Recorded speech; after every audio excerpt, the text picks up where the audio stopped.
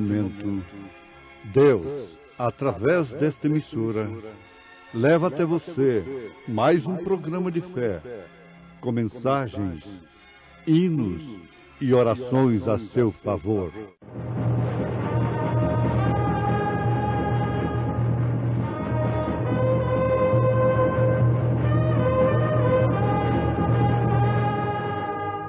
Fé para vencer. Somente crer, somente crer, tudo é possível, somente crer. Então chegou a mulher e adorou a Jesus, dizendo: Senhor, socorre-me. Ele, porém, respondendo, disse: Não é bom pegar no pão dos filhos e deitá-lo aos cachorrinhos. E ela disse: Sim, Senhor, mas também os cachorrinhos comem das migalhas que caem da mesa de seus senhores. Foi um milagre.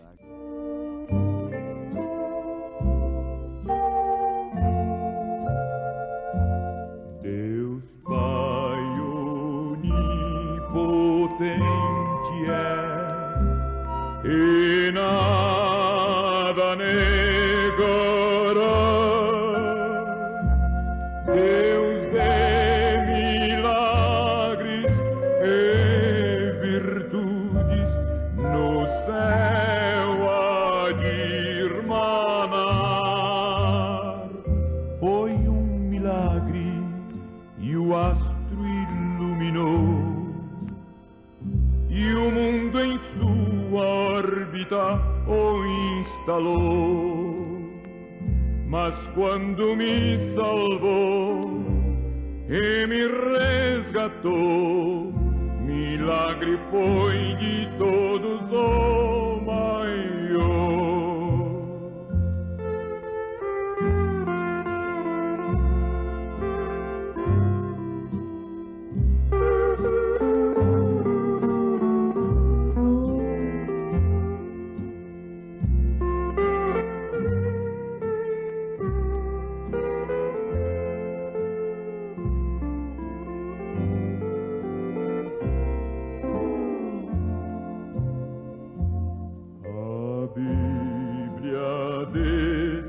Grande amor nos fala sem cessar, e toda ave, toda flor a Ele quer louvar. Foi um milagre e o astro iluminou, e o mundo em sua órbita o instalou. Mas quando me salvou e me resgatou, milagre foi de todos o maior.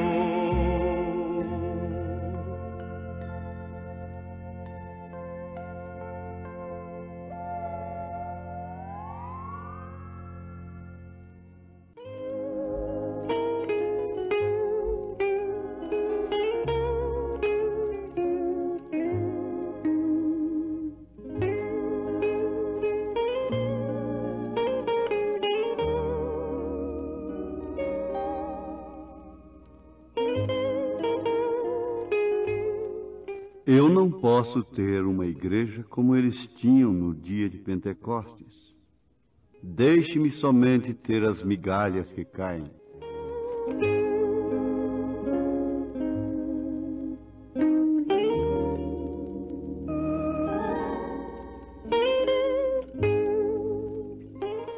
Ouvintes, nós temos chegado a 3 conclusões fundamentais para a nossa fé. Sabemos perfeitamente que tudo que é completo é em 3. Temos o primeiro item, que é o cumprimento de uma promessa é a sua interpretação. O profeta desta era, cuja mensagem nos guia para o arrebatamento, para o rapto, diz que o cumprimento de uma promessa é a sua interpretação. Então não é a teoria, não é propriamente o intelecto, mas sim o cumprimento. O cumprimento de um sonho é a sua interpretação. O cumprimento de uma promessa é a sua interpretação. Por exemplo, o nascimento de Isaque interpretou a promessa feita a Abraão. O nascimento de Jesus Cristo, através de uma virgem, interpretou a profecia, a promessa de Isaías, que falou que uma virgem conceberia e daria à luz um filho 700 e tantos anos antes disto acontecer. Então, o nascimento de Jesus, através da Virgem Maria, foi a interpretação da profecia, foi a interpretação da promessa. Isto são pontos básicos, fundamentais, para que não sejamos levados por ventos de doutrinas dentro da mensagem. Porque os ventos de doutrinas fora da mensagem não nos atingem. Não atingem a nossa casa, a nossa barraca, mas sim os ventos de doutrinas de dentro da mensagem é que vem de encontro, vem provar a fé dos eleitos. Então fica estabelecido aí no seu coração, irmã, irmão, é o cumprimento dos selos que interpreta os selos. É o cumprimento dos trovões, da terceira puxada, etc., que interpreta aquilo. E Deus é seu próprio intérprete. Estabeleça isto e você não será levado por vento algum de doutrina.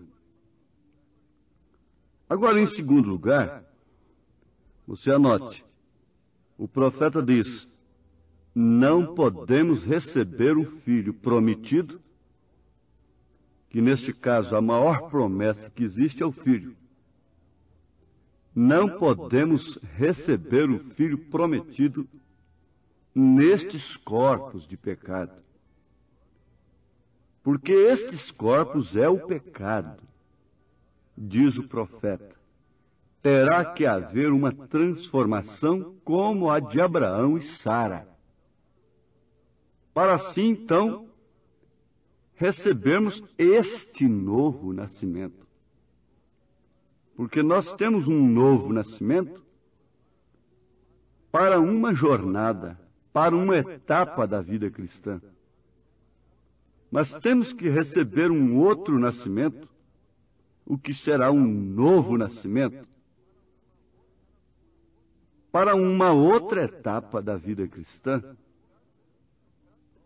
E no caso, esta nova etapa que estamos esperando é a manifestação dos filhos de Deus, manifestação esta, pela qual até a natureza geme, aguardando-a. Mas nós não podemos receber essa manifestação, esta adoção, nestes corpos.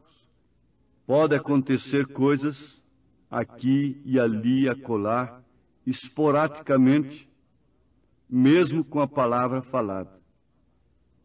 Mas a plenitude disto, quando isto será de fato a pirâmide, as 7 virtudes do Cordeiro em plena e total evidência, e a pedra de a coroa se acoplando nisto, então, isto é, de fato, a estatura do varão perfeito.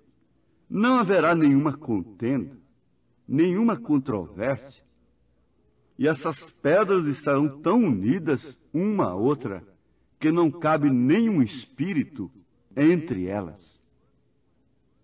Isto é quando se manifestará de fato a estatura do varão perfeito. Porque o varão perfeito é Cristo, e a manifestação de suas virtudes quer dizer a manifestação do Filho. E nós não podemos receber a manifestação deste Filho prometido, esse estrondo prometido, este terremoto prometido, esse batismo prometido nestes corpos. Porque estes corpos são o pecado. Terá que haver uma transformação como a de Abraão e Sara. Sem dúvida alguma, tendo ainda uns poucos dias de jornada nesta terra, não para um espetáculo público, mas sim para uma identificação com todo o corpo ressuscitado, e assim nos reuniremos no ar a encontrarmos o Senhor Jesus Cristo. Então aí está o segundo ponto. Agora vem o terceiro ponto fundamental. O profeta dizendo na mensagem Perseverança: eu não posso ter uma igreja como eles tinham no dia de Pentecostes. Vejamos, pois, ele com todo o dom perfeito que Deus lhe deu, ele com o espírito de Elias, afirma que ele não podia ter uma igreja como os apóstolos tiveram no dia de Pentecostes. Ele está falando isto. Eu não posso ter uma igreja como eles tinham no dia de Pentecostes. Agora, nós chamamos a atenção daqueles que querem jogar fardos pesados, jogar a igreja contra a parede, jogar ministros contra a parede. Se o profeta de Deus afirma que ele não podia ter uma igreja como a do dia de Pentecostes, quem somos nós para jogarmos fardos? O que estamos exigindo das pessoas, amanhã elas exigirão de nós. Amanhã nós estaremos fugindo pela tangente, escapulindo daqui e dali, porque não podemos nos portar como São Pedro portou. Não podemos portar como os apóstolos se portaram. Eram homens de poucas palavras, que não se enredavam, o que eles falavam acontecia.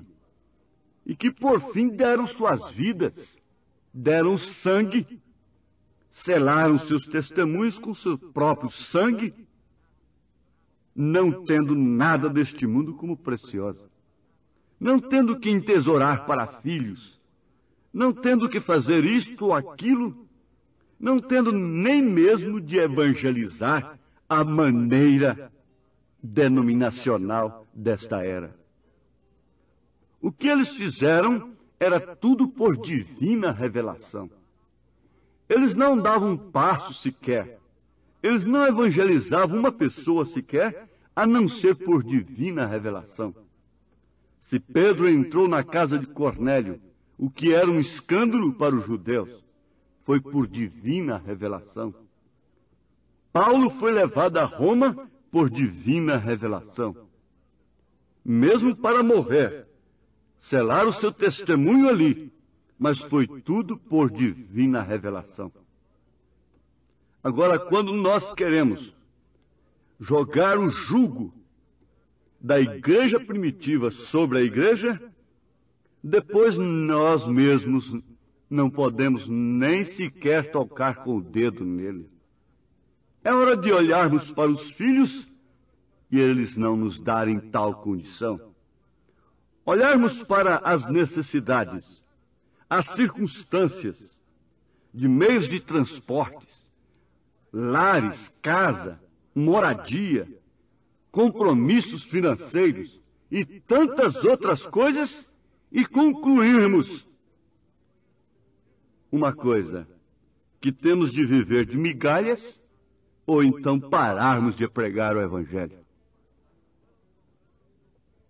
Agora o profeta está dizendo, eu não posso ter uma igreja como eles tinham no dia de Pentecostes. Isso não me acomodou, mas me consolou. Isto não me cauterizou, mas me animou. Me consolou. Se o profeta desta era dizendo, eu não posso ter uma igreja como eles tinham no dia de Pentecostes, deixe-me somente ter as migalhas que caem. Oh, que coisa tão tremenda, tão preciosa. Se podemos viver o batismo em nome do Senhor Jesus Cristo, e você não pode catar esta migalha ainda dos apóstolos? Você já catou esta migalha? A mulher sirofenícia de Nação disse, sim, Senhor, mas também os cachorrinhos comem das migalhas que caem da mesa dos seus senhores. A mesa dos senhores, a mesa dos apóstolos estava repleta da doutrina da unicidade. Eles viram o Pai no Filho. Eles viram o nome do Pai, do Filho e do Espírito Santo. Estava repleta de ressurreição de mortos, repleta de vida e conduta descompromissada com família, com filhos. Eles estavam totalmente desprendidos. E de vez em quando, em cada era, vem caindo uma migalha desta. E essa igreja gentílica cai sobre estas migalhas, catando-as, batizando-se em nome do Senhor Jesus Cristo, fugindo da fornicação, da corrupção do mundo, evitando o sangue, a carne sufocada, e assim por diante, e buscando a conduta e ordem da igreja, as mulheres tomando para si exemplos das mulheres daquela era. Mas como? Pelo menos uma migalha, deixa cair no meu coração. Pelo menos uma faísca, porque com uma centelha apenas, com uma fagulha apenas, pode-se incendiar um bosque, pode-se incendiar uma savana. Deixa vir aquela fagulha limpa, aquela centelha, mercúrio, aquela corrente que está de cor azulada, mercúrio, não avermelhada, não ofuscada por interpretações, mas deixa essa distribuição, deixa esse platinado alternar esta corrente e vê o que acontecerá com este motor. Migalhas, fagulhas, uma atrás da outra, e você verá a imagem de Cristo. A fonte da televisão, o transmissor que está mandando a imagem, está mandando-a em fagulhas. O receptor, o televisor capta a imagem completa, mas o transmissor está mandando em fagulhas. E é assim que Deus está mandando a imagem de seu Filho ao mundo. Encontra-se fé, encontra-se virtude, encontra-se temperança, encontra-se paciência, encontra-se piedade, encontra-se amor fraternal no corpo de Jesus Cristo, em fagulhas, em seus membros, mas Deus vê que isto tem formado no seu televisor, no seu receptor, a imagem da estatura do varão perfeito. Agora nós sabemos que isto tomará lugar de uma maneira especial a ponto de formar não somente a imagem, mas o próprio corpo de nosso Senhor Jesus Cristo. Porque em um tempo se forma a imagem, em outro tempo se forma o próprio corpo. Na imagem você pode atirar, na imagem você pode esfaquear, você pode jogar pedra.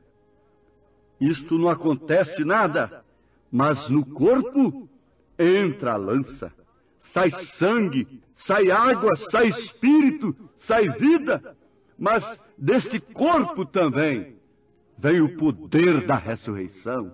Ele se move dentro do sepulcro a ponto de ninguém ter que tocar na pedra. Quem nos removerá a pedra? Diziam as mulheres. Mas quando chegaram lá, a pedra já havia sido removida, ao contrário do que aconteceu na porta do túmulo de Lázaro. O poder da ressurreição no corpo de Jesus Cristo, e Paulo disse que seu Espírito que ressuscitou a Cristo dos mortos habita em nós. Nós também teremos o mesmo movimento. Agora veja que 3 pontos fundamentais.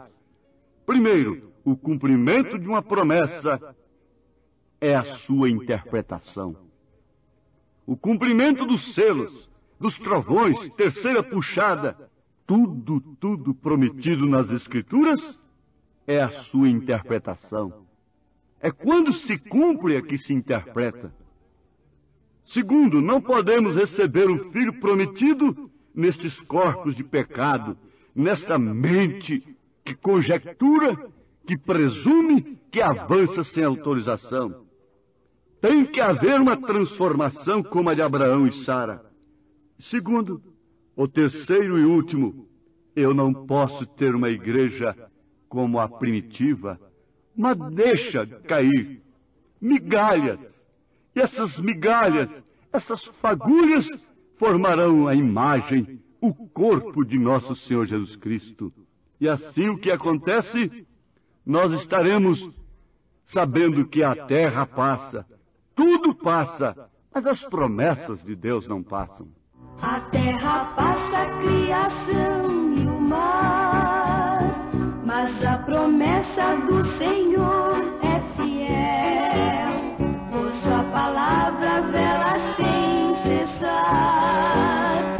Nós esperamos ver cumprir no céu. Vinde benditos filhos de meu Pai, entrar no gozo eterno do Senhor. Sede prudentes, sede firmes, vigiai, e vivereis para sempre em pleno amor. Estais em dúvida? Estais indeciso, indecisa? Estais enfermo? Estais abatido? Olha, se há uma coisa que é inflamável em você, cuidado com a centelha. A centelha promove incêndio. Se há alguma coisa inflamável do Espírito Santo em você, quando vem esta centelha de fé da parte de Deus, então você terá o batismo do fogo. Você receberá não aquilo que você pensa que precisa, mas aquilo que de fato você necessita. Deus te abençoe agora. Mande esta centelha, Senhor, encharque de combustível, de inflamável do teu espírito, e uma centelha apenas, uma fagulha apenas, é o bastante para ardermos em chama e tudo desaparecer, toda sombra de dúvida, toda doença, todo pasmo, todo peso do coração, toda indecisão, o batismo do Espírito Santo inundar nossas almas, em nome de Jesus Cristo. Amém.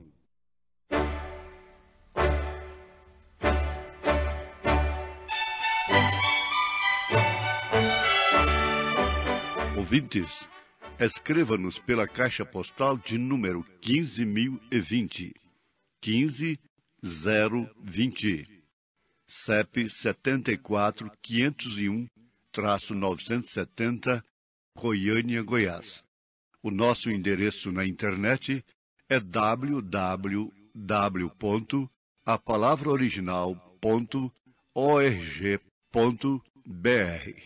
Volte a nos ouvir amanhã novamente, neste mesmo horário, nesta emissora, se o Senhor nos permitir, com fé no Filho de Deus, a fé que vence o mundo.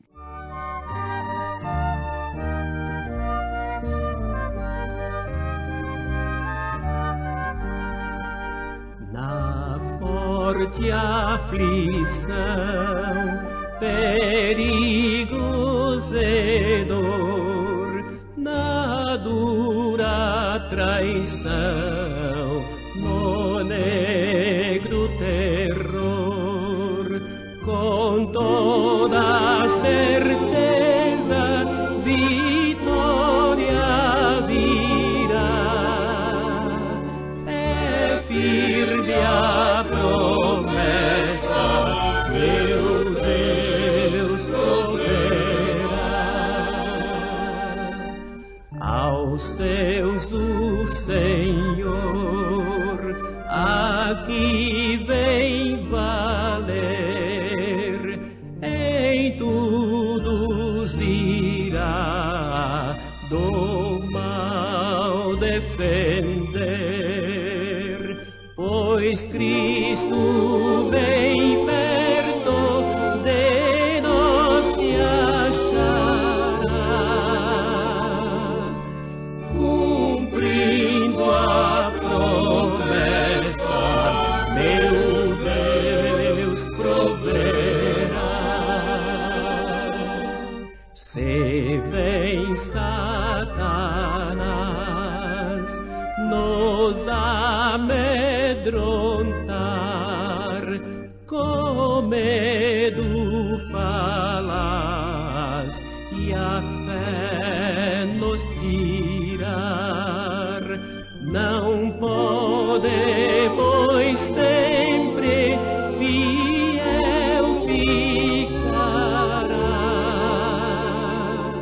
A rica promessa, meu Deus proverá. No transe final da morte ao chegar, a voz divina nos há de alegrar, na doce esperança do bem que virá. Diremos confiantes, meu Deus proverá.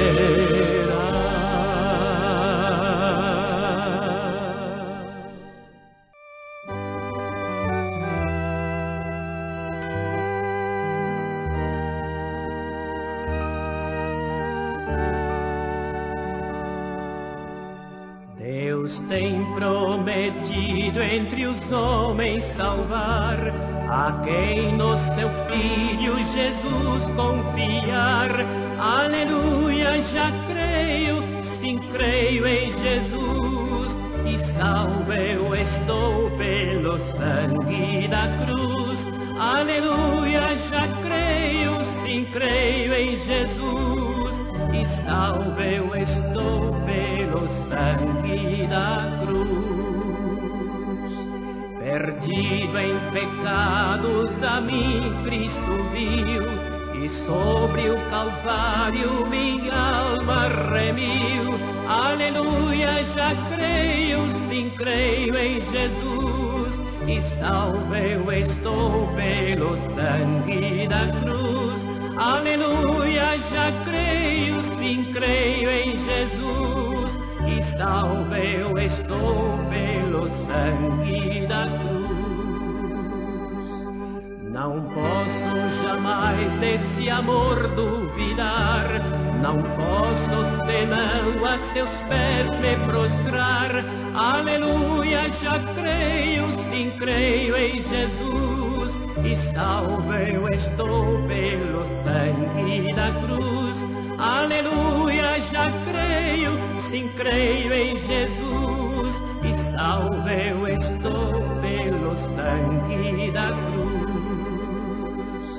E quando na glória estiver com o Rei, com todos os santos ali cantarei. Aleluia, o Cordeiro que a nós resgatou, e com o seu sangue nossa alma lavou.